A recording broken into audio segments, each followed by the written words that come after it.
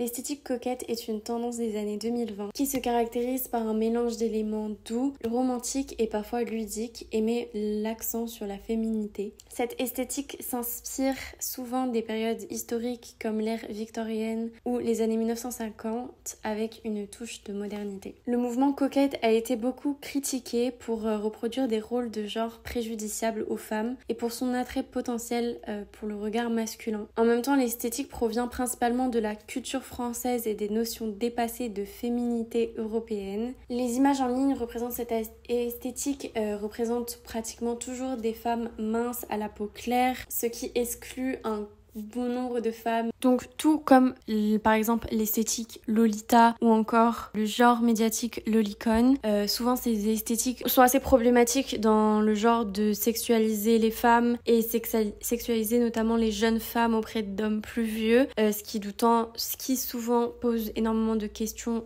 éthiques, notamment par rapport à la pédophilie. Les personnes qui défendent le genre coquette affirment que l'utilisation de chignons, de dentelles et de vêtements roses ne devrait pas supporter une revictimisation pour les femmes et que cette esthétique n'est pas responsable d'agressions misogynes. Ce qui en soi, je suis plutôt d'accord avec elle, mais c'est vrai que on voit un peu le problème de romantiser des relations un petit peu toxiques. Enfin bref, tout ça c'était pour vous faire un petit résumé de l'esthétique coquette. C'est vrai que personnellement, d'un point de vue seulement esthétique et visuel, j'adore cette trend. J'adore vraiment le côté hyper féminin, hyper girly et tout, même si il est vrai que ça peut poser des questions. Enfin, c'est un sujet dont on pourrait faire une vidéo entière. D'ailleurs, il existe des vidéos sur le sujet, surtout si vous parlez anglais, sur le fait de tout rendre coquette. J'ai regardé une vidéo super intéressante sur la coquettisation de la religion catholique. Enfin, tous ces sujets sont vraiment super intéressants, il y a plein de choses à dire. Mais moi, aujourd'hui, je voulais juste faire une petite vidéo où je lis des livres de l'esthétique coquette. Alors j'ai été sur Pinterest, j'étais sur TikTok, j'ai fait beaucoup de recherches sur quels sont les livres de cette esthétique et j'en ai trouvé plusieurs. En vrai, en général, si je pouvais faire un résumé des livres que j'ai trouvés par rapport à cette esthétique et qu'on va lire dans cette vidéo, c'est souvent des livres où il y a personnage principal une femme, souvent une romance et il y a un grand point mis sur la santé mentale. Après, j'ai pas encore lu ces livres donc je peux pas vraiment dire de quoi parlent ces livres, vous voyez, en profondeur. Mais on va lire ces livres aujourd'hui, on va voir. Je sais pas trop. Est-ce que j'aime les livres de l'esthétique coquette? Il y en a plein d'autres qui sont hyper connus dans cette esthétique que je n'ai pas pris, comme par exemple absolument tous les livres de Jane Austen. Il y a aussi toutes les sœurs Brontë. On a peut-être un livre des sœurs Brontë dans cette vidéo. On a beaucoup de livres un peu dark, très sentimentaux, où il se passe pas forcément grand chose, mais très centrés sur les émotions des personnages. Du moins, c'est l'impression que j'ai encore au premier abord. Du coup, le premier livre que je vais lire pour cette vidéo et que j'ai déjà un petit peu commencé, c'est Cléopatra and Frankenstein de Coco Mellor. Alors ce livre a été super médiatisé, je pense que beaucoup en ont déjà entendu parler. J'adore cette couverture, je trouve l'édition absolument sublime. J'adore le mélange des couleurs, l'image qui a été choisie au centre, c'est vraiment une édition que je trouve magnifique. Mais bref, là il n'est pas le sujet. Alors comme je l'ai dit, j'ai commencé ce livre, j'en suis à la page 57. Vous voyez, j'ai déjà commencé à pas mal la noter et vraiment le truc c'est que c'est le genre de livre que j'aime annoter. Je pense qu'au fur et à mesure des années, je me suis rendu compte qu'il y avait des livres où je ressentais pas forcément le besoin d'annoter, où j'annotais juste des petits trucs de temps en temps. Mais ça, c'est vrai. Enfin, je sens rien qu'aux 50 premières pages que c'est vraiment le genre de livre où j'aime prendre le temps de lire chaque mot, de réfléchir à ce qui se passe, etc. Et de pas juste me laisser porter par ma lecture. Et c'est quelque chose que personnellement j'adore. Dans cette histoire, on va suivre Cléo et Franck, d'où le Cléopatra and Frankenstein. Et en fait, Cléo, c'est une jeune femme de 24-25 ans. C'est une fille qui aime sortir. C'est une artiste qui vit à New York sur un visa qui va bientôt se terminer. C'est une femme libérée. Je trouve aussi que par rapport à ce qu'on lit au début du livre, ça a l'air d'être quelqu'un qui est extrêmement attractif. Genre le genre de personnalité attractive. Je parle pas physiquement, même si physiquement elle est décrite comme étant très très jolie. Mais dans sa personnalité, ça a l'air d'être quelqu'un où les gens sont assez attirés par elle. Franck, à côté de ça, c'est un homme qui est dans la mi-quarantaine, donc il doit avoir genre 45 ans, un truc comme ça. Je crois que c'est pas dit exactement. Ils vont se rencontrer un soir, ils vont bien s'aimer, puis ils vont continuer à se voir. Et vu que Cléo, elle a son visa qui va bientôt se terminer, ils vont décider de se marier très rapidement. Et il me semble que ce livre, c'est à propos de leur relation qui devient une relation toxique. Donc voilà, j'ai hâte de voir où est-ce que ce livre va nous mener. Pour l'instant, j'aime beaucoup la plume. J'ai pas grand chose à dire, comme j'ai dit, ça fait que 50 pages que je lis ce livre, mais je suis très intriguée et j'ai hâte de lire plus de ce livre. And that's it. Voilà. Ah, et aussi, ça parle beaucoup de sexualité, drogue, d'alcool, tout ça. Donc si vous aimez pas trop ce genre de choses, je vous recommande pas. Dans cette tendance-là, ça me fait un peu penser à A Little Life. Mais voilà, c'est tout ce que j'avais à vous dire sur ce livre. Le deuxième livre qu'on va lire dans cette vidéo, c'est The Virgin Suicide de Jeffrey Eugenides. Je sais pas du tout comment on dit le nom de famille. J'ai vraiment adoré ce livre et de voir l'adaptation cinématographique. Faut savoir que quand j'ai acheté ce livre, j'ai mis dans ma story et il y a quelqu'un qui m'a répondu en me disant genre bon courage pour ta santé mentale. Donc j'ai un peu peur. Je sais pas exactement de quoi il parle. Il est super court. Il fait même pas 300 pages. Oh, je suis choquée. Ok, bah ça va se lire super vite. Je sais pas exactement de quoi parle ce livre. Je sais qu'il y a des sœurs. Elles sont 5 apparemment. Elles sont belles, excentriques et elles vont disparaître. Et il y a un truc avec le fait que les garçons étaient un peu obsédés par ces filles-là. Ils disent que ça parle de sexe et de suicide. Vous voyez, genre, je trouve c'est vraiment genre de quoi parlent ces livres. D'ailleurs, dites-moi si je me trompe, est-ce que ces livres sont vraiment coquettes? Parce que moi, dans ma tête, ils sont coquettes. Mais ça se trouve, ils sont pas du tout coquettes en vrai. Mais vous voyez, moi, dans l'esthétique coquette, je vois vraiment ce truc hyper girly, mais en même temps très femme sentimentale. Genre, santé mentale et tout. Est-ce que je suis dans le bon esthétique ou pas? Ça se trouve, je suis pas du tout en bon esthétique. Mais dans ma tête, this is really coquette. Bref, le dernier livre, celui-ci, je suis sûre et certaine qu'il est coquette. Genre, vous pouvez pas me dire autrement. C'est Jane Eyre de Charlotte Brontë. Un classique que je n'ai pas lu et que j'ai très hâte de lire. On le lit avec mon book club. Voilà. Donc on le commence bientôt, tout ensemble. Donc j'ai hâte de voir les avis de tout le monde et tout. Du coup, voilà pour ces 3 livres. C'est vraiment de la romance. Vous voyez, de la romance où on part à fond des sentiments des personnages. En fait, vous voyez, si je devais comparer à quelque chose, je le comparerais à l'époque romantique. Parce que c'est vraiment genre, on parle du beau, on parle des sentiments, du coup, du beau et du sombre. Et ouais, on est à fond dans les sentiments en fait. Et vu qu'il y a souvent ce truc de la féminité, l'énergie féminine, c'est tout ce qui est relié aux émotions, etc. For me, that makes sense. Bref, je vais m'arrêter de parler parce que ça fait déjà un petit peu de temps que je parle. J'ai trop hâte de lire tous ces livres, de vous en parler. Et voilà, n'hésitez pas à donner vos coquettes recommendations en commentaire, de me dire si vous avez lu un de ces livres, tout ça, votre avis. Et si vous êtes d'accord ou pas avec moi quand vous aurez vu le reste de la vidéo. Sur ce, moi j'y vais. See you dans quelques minutes pour vous.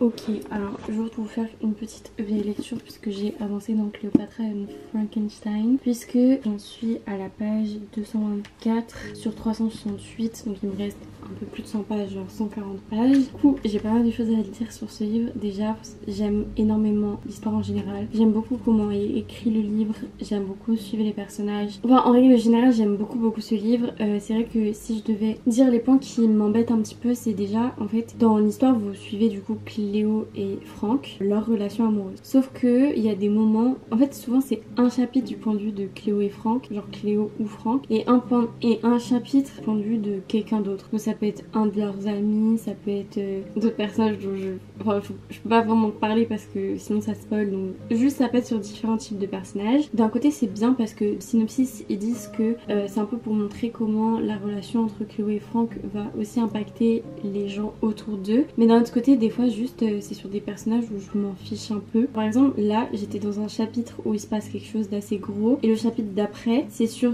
un mec, j'avais oublié son existence parce qu'on en parle un peu au début mais c'est pas du tout un personnage important, et du coup je suis un peu en mode ça me saoule de devoir lire tout un chapitre de son point de vue alors que moi je veux savoir qu'est-ce qui se passe avec Chloé et Franck quoi. Du coup voilà, c'est un peu les trucs qui me dérangent. Aussi il faut savoir que c'est mis en fait au début du chapitre, il y a écrit par exemple octobre, septembre, fin de septembre, etc. Là par exemple au point où j'en suis, l'histoire ça fait un peu plus d'1 an, on est sur un peu plus d'1 an, donc c'est vrai qu'on a juste des passages de vie, et d'un côté c'est bien parce que l'histoire ne pourrait pas se faire sur 2 semaines, vous voyez, genre quelque chose comme ça ne peut pas se faire sur 2 semaines. Du coup ça ajoute de la crédibilité, le fait que ça se passe sur une longue période de temps, mais le fait qu'on a juste des petits passages et qu'en plus tous les chapitres ne sont même pas du point de vue des personnages principaux, ça fait que je trouve on manque énormément d'éléments, on manque peut-être d'attachement aux personnages, on manque de beaucoup de choses. Enfin là je dis beaucoup de trucs négatifs, mais en vrai j'aime quand même beaucoup suivre ces 2 personnages. J'adore la complexité de leur relation. Il y a plein de moments où on voit la douceur et l'amour dans leur relation, et ça rend le fait que l'histoire prend un tournant, enfin leur relation prend un tournant un peu plus noir on va dire, ça ça rend la chose encore plus dure à accepter parce que tu vois les bons moments avant, tu vois comment c'était bien. Par exemple, Franck, au début du livre, j'avais beaucoup... Enfin, je sais pas, j'arrivais pas à lui faire confiance du fait qu'il était plus vieux, que déjà au début du livre, ça se voyait qu'il buvait beaucoup et tout. Je me posais pas mal de questions sur lui. Mais au fil des chapitres, t'apprends à t'attacher à lui, t'apprends à bien l'aimer. Cléo aussi, c'est un personnage très attachant. C'est des personnages très torturés avec beaucoup de problèmes. Il y a énormément de trigger warning dans ce livre. Je vous invite vraiment à regarder avant de lire parce que it's a little bit intense. Donc faites attention, c'est très axé sur les sentiments des personnages. Je pense que je vais le finir assez rapidement parce que j'ai très envie de le lire. Du coup bah forcément ça aide. Ok, alors je voulais vous faire une petite update lecture puisque je suis actuellement en train de lire ces 2 livres en même temps et du coup bah je voulais vous en parler un petit peu. Je sais plus si j'ai fait d'update finale pour Cléopâtre et Frankenstein et du coup je vais en parler très rapidement et au pire je couperai si j'ai déjà fait. Du coup, j'ai fini Cléopâtre et Frankenstein et je lui ai mis la note de 4 étoiles sur 5. J'ai hésité honnêtement à lui mettre un peu moins, genre 3,75 parce que en fait j'ai énormément aimé ce livre, il m'a beaucoup impacté. J'ai été très attachée aux personnages, j'ai beaucoup aimé voir leur évolution, j'ai adoré la plume de l'autrice, comment l'histoire était tournée. Il me semble que j'en avais parlé mais vraiment dans le livre on passe de point de vue en point de vue. Autant des fois il y avait des personnages où ça me saoulait d'être dans le point de vue. Il y a notamment un des personnages, je vais pas trop dire parce que j'ai pas envie de spoiler, mais ça se présente comme ça et c'est plein de petits passages et c'est super bizarre à lire et il y a 2 chapitres comme ça. J'ai pas du tout aimé ces 2 chapitres, j'ai trouvé lent, j'ai trouvé ennuyeux, je trouvais qu'ils servaient pas à grand chose dans l'histoire. Il y avait plein de phrases qui étaient là pour rien et je pense que l'autrice avait un objectif dans toutes ces phrases. Je pense que le fait que ce soit un peu ennuyant ça a un certain objectif aussi, mais j'avais pas envie de lire sur ça, j'avais envie de lire sur la relation entre Franck et Cléo et même si ça avance la relation entre Franck et Cléo, pas vraiment ce que j'avais envie de dire. Donc bref, il y a des points de vue qui m'ont un petit peu ennuyée, il y avait des moments dans l'histoire où c'était un peu plus lent. L'histoire aussi elle se passe sur, il me semble c'est à peu près 2 ans, donc forcément il y a des gros sauts dans le temps. On n'a vraiment pas tous les éléments de la vie de Cléo et de Franck, mais d'un autre côté l'autrice aurait pas pu vraiment écrire cette histoire autrement je pense parce que l'aspect de la longueur joue un rôle, c'est à dire qu'une relation qui a duré pendant 2 ans ça n'a pas la même force qu'une relation qui est là depuis 2 mois. Donc bref c'est beaucoup d'avis assez contradictoires dans le sens où je trouvais que pareil vous voyez le fait d'avoir des points de vue alternés avec plein de personnages différents d'un côté ça permettait de voir plein d'aspects de la vie des personnages et enfin à la fin on se rend compte de l'importance de l'entourage et de l'impact qu'ils avaient etc. Donc à la fois c'est une bonne chose mais en même temps il y avait des moments où c'était un peu ennuyeux où j'étais en mode mais je m'en fiche, je veux juste savoir qu'est-ce qui se passe avec Cléo et Franck. Donc voilà, mais ça reste un livre que j'ai adoré, je vais quand même mis 4 sur 5. C'est vraiment un livre que je recommande tout simplement. Et bref, du coup après ça j'ai commencé The Virgin Suicide, j'en suis à la page 34 donc j'ai pas énormément avancé mais après le livre est assez court. Je trouve que c'est un livre qui est quand même assez dur à lire dans le sens où la plume elle est pas facile à se mettre dedans et à être envoûtée dans l'histoire je trouve. Il y avait pas mal de fois où j'étais un peu genre mais pour l'instant j'aime quand même bien l'atmosphère mais c'est très spécial hein. C'est à dire que en gros c'est 5 sœurs. Au début du livre la plus jeune d'entre elles a fait une tentative de suicide. On comprend très rapidement que les 5 sœurs vont se suicider. On sait pas trop pourquoi elles le font, on sait pas trop qu'est-ce qui se passe mais il y a vraiment ce truc de, j'allais dire glorification, je sais pas si c'est le terme mais on idéalise un peu ces jeunes filles et en fait ces jeunes filles ont surtout une mère très stricte. Elles n'ont pas le droit de voir de garçons, pas le droit de se maquiller, elles doivent aller à l'église, etc. Et on comprend qu'il y a un peu tout ce truc de tous ces gens qui les regardent de loin, intrigués par ces jeunes filles, qui ont envie d'en savoir plus. Ouais, vraiment un peu cette obsession malsaine envers elles. Et bref, du coup voilà, là où j'en suis dans le livre, ce que je peux en dire. Du coup, je suis intriguée, j'ai envie d'en savoir plus, mais j'espère que ça va pas juste être bah elles se sont suicidées, voilà. J'espère qu'il va y avoir une raison, qu'on va aller plus en profondeur, enfin je sais pas. J'attends de voir qu'est-ce que ce livre donne. Avec le book club, on a commencé Jane Eyre de Charlotte Brontë et du coup pour l'instant, en fait j'ai commencé ce livre et lundi on a commencé celui-ci avec le book club et j'avoue que depuis je l'ai un peu mis en pause celui-ci. Du coup j'en suis actuellement à la page 72 et bon, le livre est très gros, il fait genre 500 pages. En fait moi Jane Eyre j'en savais un peu rien, je savais juste qu'il y avait une histoire d'amour. Je sais pas trop où l'histoire va aller mais pour l'instant on est dans l'enfance de Jane Eyre et une enfant qui a perdu ses 2 parents quand elle était très jeune. Du coup elle est allée vivre chez son oncle mais son oncle est mort, du coup elle est prise en charge par la femme de son oncle mais forcément la femme de son oncle elle a déjà ses enfants et elle traite un peu Jane Eyre comme une moins que rien, comme un peu, vous voyez, la chose qui dérange. Et du coup, bah, on suit un peu la vie de Jane Eyre, comment elle a été traitée et sa personnalité aussi. Elle a une personnalité très forte et je m'attendais pas du tout à ce genre de personnalité, donc je suis, je pense, agréablement surpris parce que c'est certes une enfant très timide, qui a du mal à aller vers les autres, mais au fond d'elle, elle est un peu rebelle et elle a des idées assez marquées sur ce qu'elle pense. Et c'est très intéressant parce qu'elle a des idées différentes de celles ou de l'environnement dans lequel elle est. Du coup, c'est assez intéressant à lire. Lire ce livre me fait me rendre compte que je prends quand même du plaisir quand je lis certains classiques de temps en temps. Donc pourquoi pas essayer d'en lire un peu plus. Si jamais d'ailleurs vous avez des recommandations de livres assez faciles à lire dans les classiques, je serais vraiment très intéressée de prendre vos recommandations. Et voilà, c'est un peu tout pour mon idée de lecture.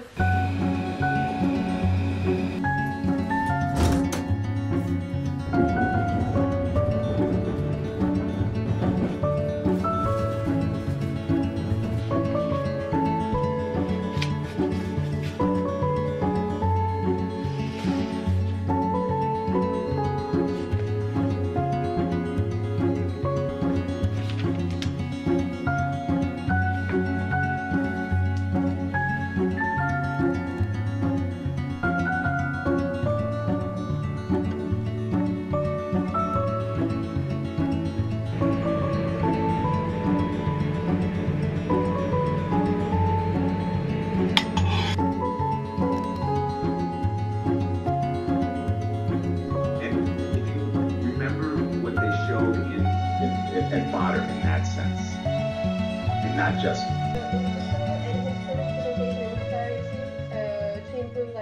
Ok, petite update, finally, ça fait littéralement un mois que je suis en train de lire Jane Eyre, mais je l'ai enfin terminé. J'ai mis la note de 3,75 sur 5. En fait, dans ce livre, on suit vraiment Jane Eyre sur une longue période de temps. Dans ma vie, je n'ai pas non plus lu énormément de classiques, mais c'est vrai que le peu que j'ai lu, j'ai l'impression que par rapport aux livres qui sont plus récents, on suit vraiment les personnages sur une période de temps, on apprend sur leur enfance, sur leur adolescence, sur comment ils ont grandi, etc. Vraiment, je trouve qu'il y a un caractère development qui est beaucoup plus fort que dans les livres qu'on peut avoir aujourd'hui. Du moins, c'est mon impression. Et je pense que c'est vraiment une des forces du livre, c'est-à-dire que niveau plot, niveau histoire, c'est parfois un peu long. Enfin, c'est un livre qui fait 500 pages. Ça prend du temps à lire, c'est pas le livre le plus facile à lire non plus. J'avoue que j'ai fini par lire avec un audiobook. Du coup, je suivais les pages, mais en même temps, j'avais l'audiobook dans mes oreilles parce que sinon, je pense que j'aurais pris 2 semaines de plus pour finir le livre. Et honnêtement, en fait, je me suis rendu compte que le fait que je mettais autant de temps à le lire, ça m'enlevait de à quel point j'aimais le livre, parce que j'avais l'impression de lire que des mini-bouts par mini-bouts et du coup de pas pouvoir être totalement transportée dans l'histoire. Du coup, c'est vrai que l'audiobook, ça m'a beaucoup aidé. Ils sont disponibles sur YouTube, vraiment, vous pouvez les trouver partout. Et je pense même que doit y en avoir en français d'ailleurs. Mais bref, du coup, tout ça pour dire que le plot, c'est vraiment pas la partie la plus intéressante de cette histoire. En revanche, première chose que j'ai vraiment adoré dans ce livre, c'est l'atmosphère dans laquelle on se trouve. C'est vraiment très atmosphérique. On se trouve dans l'Angleterre, dans l'ancien temps. Moi, c'est clairement le genre d'ambiance que j'adore. Il y a tout cet aspect aussi un peu étrange, un peu bizarre qu'on comprend pas à certains moments du livre, qui rajoute un peu un côté un peu suspense et ouais, une atmosphère un peu plus supernaturelle au livre, si je puis dire. Et dernière chose qui est incroyable dans ce livre, c'est le personnage de Jane Eyre, c'est être dans ses pensées. J'avoue que j'ai préféré la Jane Eyre du tout début. On est avec elle dans son enfance que quand elle grandit. Je l'aime toujours quand elle grandit, mais c'est juste que quand elle est enfant, je trouve vraiment qu'elle a une personnalité très forte, très différente des autres, d'une bonne manière. Que quand elle grandit, ça devient un peu plus, pas basic, mais en fait je trouve que des fois quand on y réfléchit, on a l'impression que la Jane Eyre de quand elle était enfant et la Jane Eyre adulte sont deux personnes différentes, je trouve. Et bah forcément tu grandis, tu changes, t'apprends des nouvelles choses, mais tu restes quand même la même personne. Que là j'ai pas forcément juste ça, donc voilà. Mais sinon, enfin c'était vraiment une très bonne lecture et je suis très très heureuse d'avoir lu ce livre. By the way, c'est un livre parfait pour l'automne, vraiment. Je trouve que l'atmosphère colle tout à fait avec l'atmosphère l'atmosphère de l'automne, donc encore plus heureuse de l'avoir lu à ce moment-là. Et voilà pour cette lecture. Et du coup j'avais mis cette lecture en pause pendant que je lisais Jane Eyre parce que je pensais pouvoir lire les deux en même temps, mais clairement celle-ci m'a pris absolument tout mon temps. Du coup bah là je vais reprendre ma lecture de The Virgin Suicide. C'est tout ce que j'allais dire pour l'instant. Du coup je suis désolée si cette vidéo est un peu chaotique, ça fait genre plus d'un mois que je la filme, mais j'espère qu'elle vous plaira quand même. Donc bref, let's continue.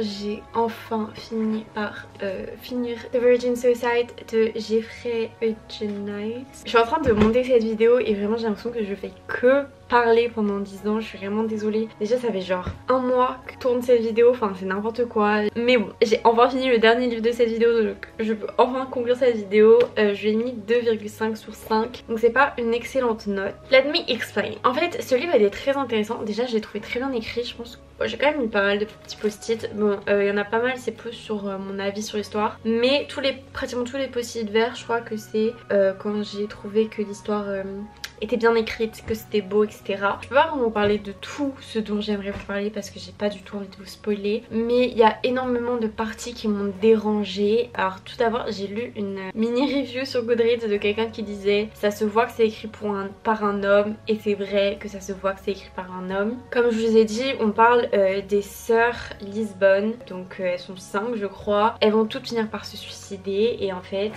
il me semble que j'en ai déjà parlé, mais ces filles sont vraiment vues comme voyez quelque chose auquel on n'a pas accès et du coup on est hyper intrigué par cette chose. C'est un peu le truc de quand t'es petit et qu'on te dit ne touche pas à ça, et bah forcément t'as qu'une seule envie, c'est de toucher à ce truc où t'as pas le droit de toucher. Bah là c'est un peu ce truc où ces filles là on n'a pas accès à elles, elles sont recluses dans leur coin et du coup forcément on est attiré par elles. Du coup on est tout le temps du point de vue d'un homme, d'un garçon. On raconte du coup sa vision de ces filles là dans le moment où elles vont commettre leur suicide. Et déjà c'est super perturbant parce que les personnages principaux c'est les sœurs Lisbonne et on n'a pas du tout de rapport vraiment enfin on les voit de loin, on les observe de loin et en fait j'ai un peu cette impression qu'on les voit comme des choses. En fait vous voyez par exemple à la fin il dit un truc en mode qu'il les aimait, c'est absolument pas un spoiler hein, qu'il les aimait et tout, mais ça moi je trouve ça vachement ce truc de il voulait avoir lui et les garçons, on va dire c'est un groupe de garçons, genre il y a un narrateur, on sait pas vraiment qui c'est, mais on sait qu'il y a lui et son groupe de copains. Du coup ce groupe là il voyait vraiment ces filles comme ils avaient vraiment envie de les avoir, enfin ils prétendaient les aimer alors qu'ils ne les connaissaient pas, qu'ils ne les avaient jamais approchées et du coup on aurait dit qu'ils les voulaient sans réellement les connaître, ils les considéraient pas vraiment comme des individus, donc c'est très spécial. Néanmoins si je peux donner du positif, c'est que l'atmosphère du livre est très particulière, mais du coup pour moi elle est tellement enfin je la trouve très cinématographique. Ce livre est un film, il faut que je le regarde d'ailleurs, mais j'arrive totalement à voir pourquoi un réalisateur pourrait lire ce livre et se dire il y a vraiment un potentiel cinématographique dans ce livre, parce que franchement moi les images elles étaient tellement claires dans ma tête, à quel point ça peut être bizarre mais en même temps super bien écrit, super poétique, enfin il y a une esthétique très belle dans le livre, mais je trouvais que la façon dont c'était fait, parfois c'était très ennuyant, il se passe pas grand chose et comme je l'ai dit on a des personnages principaux auxquels on n'a pas accès et du coup c'est super bizarre d'empathie, on comprend pas vraiment le quoi du comment. Je dirais que c'est une sorte de livre qui moi ne m'a pas touchée, mais en fait je peux comprendre pourquoi ce livre plaît dans l'esthétique. Enfin voilà, en tout cas c'est un livre que j'adorerais étudier. Je pense que je vais essayer de, je sais pas, genre si sur Reddit ou quoi, j'avoue j'ai jamais utilisé Reddit, mais je me dis peut-être que si je me renseigne un peu je pourrais trouver des gens qui parlent de ce livre d'une manière un peu étudiée. En fait je me pose beaucoup de questions sur ce livre et j'aimerais vraiment savoir les interprétations que différentes personnes peuvent avoir de ce livre, voir si ça colle aux miennes, etc. Mais en tout cas c'est un livre très intéressant à lire que je suis contente d'avoir lu, mais c'était pas le meilleur livre de l'année. C'est tout pour mon expérience à lire des Coquette Books. Ce que je peux en dire c'est qu'il y a vraiment tout ce truc de santé mentale et de relations toxiques, et en fait je trouve qu'il y a quelque chose de très poétique et toxique dans cette esthétique, et c'est des livres que j'adore lire, mais j'avoue que là j'ai très envie de lire quelque chose dans un registre totalement différent. Bref, encore une fois j'espère que cette vidéo vous aura plu. N'hésitez pas à me dire quel est pour vous le livre que vous avez lu qui est le plus coquette. Voilà. N'hésitez pas non plus à me dire si vous avez lu un de ces livres et vos avis sur un de ces livres. N'hésitez pas à vous abonner, à laisser un petit pouce bleu, ça me fera toujours très plaisir. Et moi je vous retrouve très vite pour une prochaine vidéo, et d'ici là, prenez grand soin de vous. Bye.